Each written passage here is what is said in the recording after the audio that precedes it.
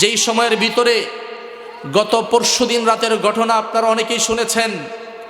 বাংলাদেশের প্রাণের স্পন্দন মুসলমানদের দাওয়াত ও তাবলিগের যেই প্রাণকেন্দ্র ঢাকার সেই টঙ্গীর ময়দানের ভিতরে ওলামাই কেরামদেরকে রক্তখনন করা হয়েছে। নিরীহ মুসলমানদের উপরে, গ্রাম্য মুসলমানদের উপরে যেইভাবে নির্যাতন আর নিপীড়নের স্টেম রুলার চালু করা হয়েছে, আজকের এই জনসমুদ্র থেকে পরিষ্কার ভাষায় বলে দেই, বাংলাদেশের মানুষ সহ গোটা পৃথিবীতে ওলামাই কেরামদের মাধ্যমে, দাওয়াত ও তাবলিগের মাধ্যমে মানুষ ঈমান, আমল, কোরআন, তাসবিহ, তাহলিল, তাহাজ্জুদ, নামাজ, রোজা, হজ, যাকাত মুসলমানরা এইগুলা পেয়েছে একমাত্র ওলামাই কেরামদের মাধ্যমে। ঠিক কিনা বলেন? আজকে 2018 সাল, 22 সাল, 23, 24 সালে এসে তোমরা বলো এতদিন ওলামাই কেরাম কোথায় ছিল? এই প্রশ্নবিদ্ধ করার আগে তোমাদেরকে একটু সজাগ দৃষ্টি রাখার প্রয়োজন ছিল যে ওলামাই কেরাম যদি কলা রাসূলুল্লাহর মসনদের মধ্যে থেকে, ওলামাই কেরাম যদি মসজিদের মিম্বর থেকে যদি সঠিক কথাগুলা, হক কথাগুলা সমাজের মধ্যে প্রচার না করতেন, তাহলে সুদখোর আরো সুদ খাওয়ার জন্য প্রতিযোগিতা লেগে যাইতেন। টেন্ডারবাজি, চাঁদাবাজি আর টেন্ডারবাজি করার জন্য সয়লাভ হয়ে যেত।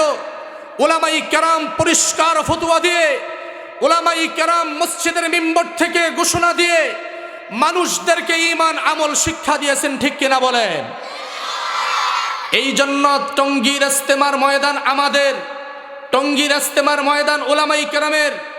আমাদের টঙ্গীর ইজতেমার ময়দানকে নিয়ে যদি কোনো ভঙ্গি করা হয়, বাংলাদেশের ভিতরে তাদেরকে জিন্দা পুঁতে ফেলা হবে।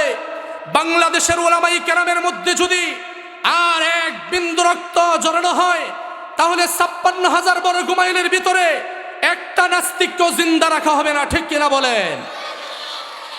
এই জন্য পরিষ্কার ভাষায় বলে দেই, আমাদের মুসলমানদের প্রাণের কেন্দ্র টঙ্গীর ইজতেমাকে পরিষ্কার ঘোষণা হয়েছে, কোনো এতাতি সম্প্রদায়কে, কোনো খুনি, সন্ত্রাসী এবং দাওয়াত ও তাবলিগের ব্যানারকে সামনে রেখে যেই সমস্ত এরকমভাবে এই দাওয়াত ও তাবলিগের ব্যানারকে সামনে রেখে রয়ের সদস্যরা, ইসকনের সদস্যরা এরকমভাবে বাতিল সম্প্রদায়গুলা মুসলমানদেরকে রক্তাক্ত করতেছে, তাদেরকে পরিষ্কার হুঁশিয়ারি দিচ্ছি, যদি সতর্ক না হয় তাহলে ওলামাই কেরাম দেখে নেবে। বাংলাদেশের প্রত্যেকটা রাজপথকে অচল করে দেওয়া হলেও মুসলমানদের টঙ্গীর ইজতেমাকে আমরা দাবি পূরণ করে নিব ইনশাআল্লাহ। এই জন্য সবচেয়ে বড় দরকার হচ্ছে আমাদের এই কওমি মাদ্রাসাগুলা দরকার আছে না নাই? এই হেফজখানা মাদ্রাসাগুলা দরকার আছে না নাই? আল্লাহ তাআলা আমাদের সবাইকে এক এবং নেক হয়ে থাকার তৌফিক দান করেন। সকলে বলেন আমিন।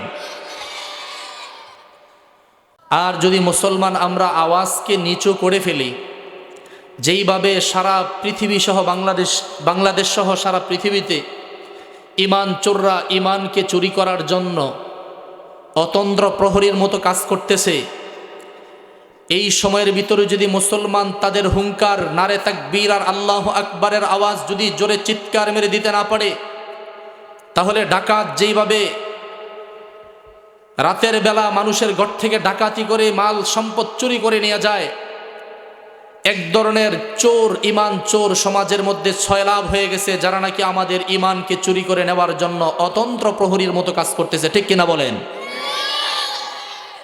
এই সময়ের ভিতরে আমাদের সবচেয়ে বড় কাজ, দায়িত্ব হচ্ছে আমাদের ঈমান এবং আমলকে নিয়ে টিকে থাকা। ঠিক কিনা জোরে বলেন? তাহাজ্জুদ 2 রাকাত কম পড়ে হলো আমাদের ঈমানকে হেফাজত করার দরকার আছে না নাই?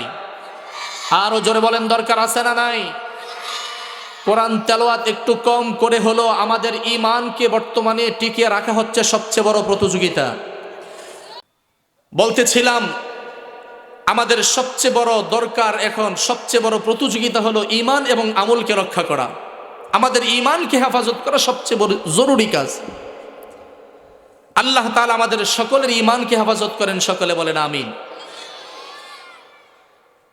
নবী রাসূলরা ঈমান শিখেছেন স্বয়ং আল্লাহ তাআলার কাছ থেকে। আর নবী রাসূলরা ঈমান শিক্ষা দিয়েছেন সাহাবায়ে কেরামদেরকে।